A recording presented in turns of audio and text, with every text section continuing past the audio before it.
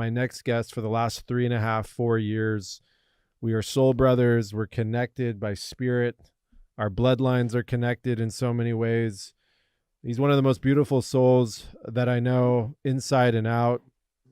Honored to call him a friend and brother. And here we are on Wake the Fake Up, another world #1 athlete, Mr. Novak Djokovic. Welcome to the show. How are you, brother? Thank you so much for having me. I'm great. When I received an invitation to be part of your show, I was stoked. I was thrilled. We always have some great conversations. So can't wait to start. I'll try not to get us in trouble this time, or you try not to get me in trouble. It's interesting times out there, to say the least. Yeah. And, the way I'm looking at everything is this is kind of the great reset in so many ways. We've been going so fast for the last 100 years, nonstop. And all of a sudden there's a reset and everyone has to kind of step back for a second and evaluate their life, evaluate their family and friends, evaluate their health and their position in this world. That's something that you had to do as well. And being, world #1 athlete, being at the height of your career, what has that been like for you? Well, I think that was beautifully said. I think obviously, people dying around the world and this world experiencing crisis is not something that we like to see. And obviously, I empathize with all the people that are struggling, losing their jobs, losing homes, separated from their families, etc. It's just so much going on in the last 12 months, and it's hard to comprehend really what's behind all of this. And I think there's a lot of confusion. But in the end of the day, I think if we see things from a bit of a larger perspective, to some extent, this is a positive experience because it forces all of us to look inwards and to really understand how we want to take our lives forward, and not just ourselves, but also our closest environment, our families, our communities, our countries. And just how we want to treat nature and how we, understand what really truly matters. Because what I find always very intriguing is when you speak with people about what really is the most important thing in life, they say it's health and family and happiness. But, realistically, how many people really in this planet live truly to those values that they want to represent? They don't, I don't think that majority really is healthy and is really truly happy. And I think that should make us wonder and should concern us a little bit. And it should, we should all ask ourselves some big questions and, what's going on and how we reset ourselves. That's the right word that you used. I think the reset is coming whether we like it or not. And I think that the new wave of consciousness is already here, and it's just depends really how we go about it, whether we embrace it, whether we accept it, whether we live in denial and just refuse to really and be ignorant of the change that is obviously happening from inside out and from outside in. Both ways, I think. So speaking about my own experience at the start of this craziness back in March 2020, I was actually in States. I was very close to you. I was in LA, you were in San Diego. You remember we were talking about... Yeah, I was on my way to meet you out into the desert. You were going to come down to Orange County, to Laguna Beach. We had the whole thing planned, and then boom, all of a sudden... Yeah.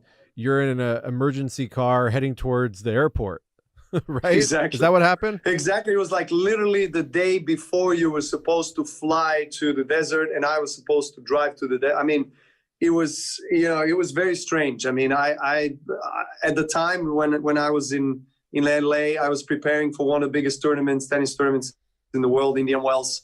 I love that tournament, love being there, and it draws so much, excitement and crowds and fans. And then, we start hearing about this virus, in China, whatever, the end of 2019. But no one really thought that it's going to take the world by storm. And next thing you know, the world is locking down, and we have to go back home and try to find a way to our families and at least be with our close ones. So that's what I've done. And I flew like literally one of the last planes going back from West Coast to Europe before a full lockdown. And then I spent 3 months in Spain, actually, with my wife, with my children. And it was interesting because at first I did feel disturbed, I must say. I didn't feel calm mentally in the first 10, 14 days, because I started off the season. I didn't lose a match. I won, 3 tournaments. I was on a roll. I was feeling so confident. And as a professional athlete, once you ride that wave, you don't want to let it go. And I felt really good about myself, and mentally, physically as well. I was motivated. I remember that. I remember you were in a complete flow state at that time. And, yes. And we saw it all. I mean, it was like nonstop. And then to have that immediate pattern interruption like never before, must have been tough. Please explain more what you were feeling at that time while you were in Spain. Yeah. Well, first of all, I was feeling happy that I came back home, and I was, close to my kids and my wife. And then, I was, so to say, more comfortable from inside, knowing that I'm with them, that whatever is happening, that I'll be with them. But then the other side of me, the professional tennis player in me was like, okay, what's going on? When is this going to stop? Like, how am I going to practice? When am I going to play my next match? How is this going to affect my current state? I did go through a lot of different patterns of thinking, even though I do, consider that I myself someone that works hard as well, mentally and emotionally, as much as I work physically. And I put a lot of hours into trying to find that flow state, and trying to always, accept and embrace all the emotions that are happening inside of me, and learning about myself, finding what works for me the best, I think, over the last 10, 15 years. And, I kind of managed to find that formula, but that formula is constantly changing. And there's maybe I'll make just a little comment that is related to this, maybe a little bit off topic, but is related to the psychology of things, especially in sports. Is I find this narrative that goes around that if for an athlete, if you find the right mental formula and the level of confidence that you are fine, that you're going to stay there, everything's going to work out well, you're going to have the success, you're going to realize your dreams. I don't fully agree with that. I think it's great that everyone has a tendency, not just in sports, but in life in general, but let's take sports in this regard, that has a tendency to improve, to get better, to understand, yourself as an athlete physically, but as a human being, and what consists in your life, and how everything that you are surrounded with, whether you're doing, the people that have an influence on you, affect your performance later on. I mean, especially in individual sports. And I think it's great that you have the tendency to go in this direction, but I don't believe in this kind of statement or philosophy that once you get there, that you stay there. You don't stay there. Right, because everything's, at least evolving. Exactly. I can speak on my own behalf. I mean, I truly think that that every single day you get challenged, and I've experienced that tens of thousands of times in my career, where I feel and I know that I've done everything in my power in order to put myself in the right state of mind, body, and soul to get on the court and be able to excel and perform my best. And I know that I have the experience that gives me confidence to know how to cope with the certain pressures and situations on the tennis court. And I still experience something that I probably experienced every single time from the first professional match, which is, these jitters, these butterflies in stomach that excite me, but at the same time paralyze me. And I have fear. Everyone does have fear. And I think that there's this conception of like, you got to live fearless, fear should not exist. There is no room for fear. It's okay. It's fine. Yes, we all are heading in this direction. We all want to live fearless. Absolutely. But I don't believe that once you reach the state where you have no fear, that you never experience fear anymore. I don't agree with that. I at least in my own case, I had fear, when I came back from States, or like, how am I going to play post whatever this is, when this is finished with this virus? How am I going to, balance myself and at home with a family and my own professional needs? How is my team going to contribute to me or not contribute to me, face to face or not? I mean, what's going on with the world? As anybody else, I did have my insecurities, especially at the beginning in the first couple of weeks. And then I just, I did my work, and I just kind of mentally embraced and accepted the fact that we are living this reality, that whatever is this reality is shaping into. And I just accepted it, and I went with the flow in a way. And then for the next couple of months, I was, enjoying my time at home. I just want to say one thing. Yeah. I really appreciate the fact that you're being so open and so candid. In today's, athletes, in today's celebrity world, you hit it right on the nail. It's about being fearless. It's about being overly confident. There's a machismo energy to it. You can't show any signs of weakness. That's actually how we've been indoctrinated as the false masculine, in my belief, in the modern world. We haven't been given the tools to be able to access our feelings and our emotions. So that's why you have a lot of people that are so bottled up, and that's where, that's at the cornerstone of disease. We now know that. A lot of the root diseases are caused from stored trauma. What you're saying right now, and if you're listening to us and listening to exactly what Novak is saying, he's basically breaking down that even as a top-ranked #1 world athlete who's playing an individual sport, there's still so many variables to this life that he has to flow with and has to engage with.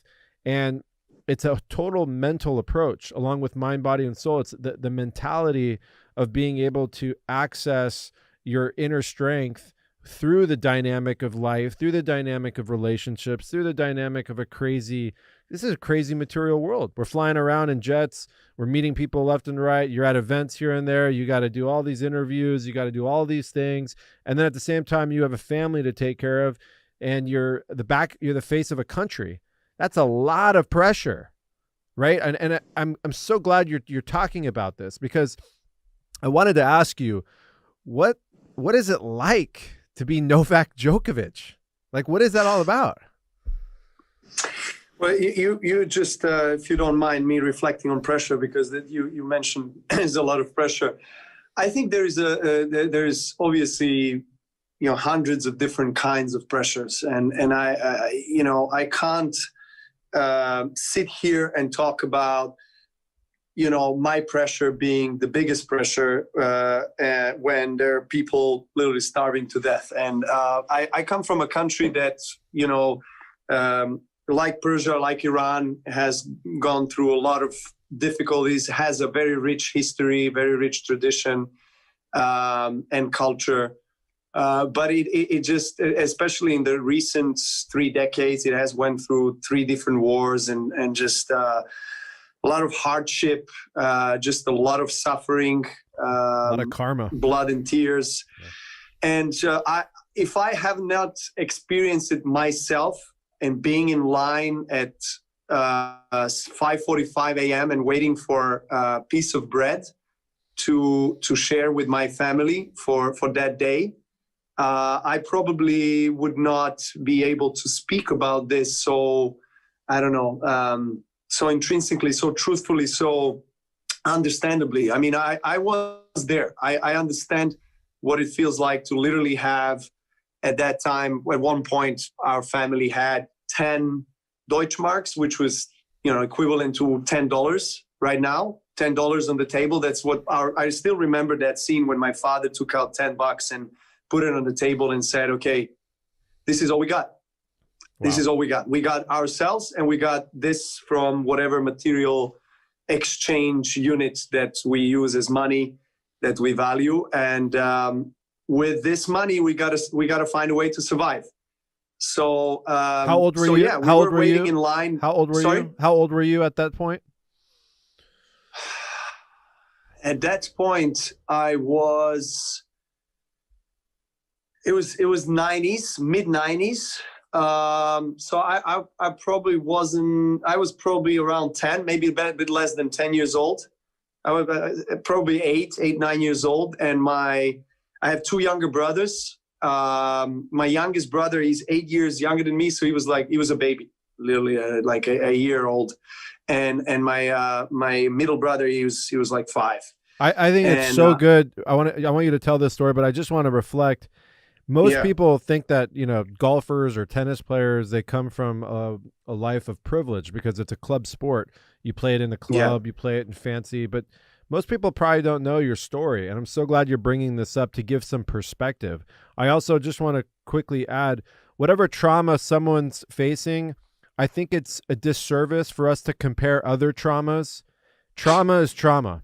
So if one person's dealing with some kind of trauma, it doesn't mean that you have to negate yours because you're living a different lifestyle right now. That is so key. If you're listening to this, you don't have to compare yourself to everyone else or someone who's, walking on the streets or anything like that. Your trauma is significant to you. So don't push it away. Don't drown it out. This is a key aspect to preparing yourself to move forward in life. Please continue, Novak. That's wonderfully said, Shervin. I think that's, so important that people don't live in denial or neglect their own traumas and their own emotions just because they were maybe born in a wealthier family and someone else constantly puts blame on them that they cannot speak about their own emotions and traumas just because they were more fortunate in a materialistic world. But in the end of the day, I mean, you and I know there's so many people around the world that we don't think material world is a priority, is what this whole human experience is. So we live, with our souls, with our spirits. And that's why, I personally also resonate with that. And I know that this is something that is far more important than, how much money, cars or houses I have. So exactly. Speaking about that experience back in the days, that actually gave me, I think a great appreciation for whatever was coming up later on in my life. So I sit here talking to you, and I always try to, verbalize this and speak about this kind of past experiences for me, because by doing that, I not only share it with people with a great sense of heart, but also with a great reminder of, what I've been through and what life can really be, if we see it from a materialistic perspective and point of view. Life can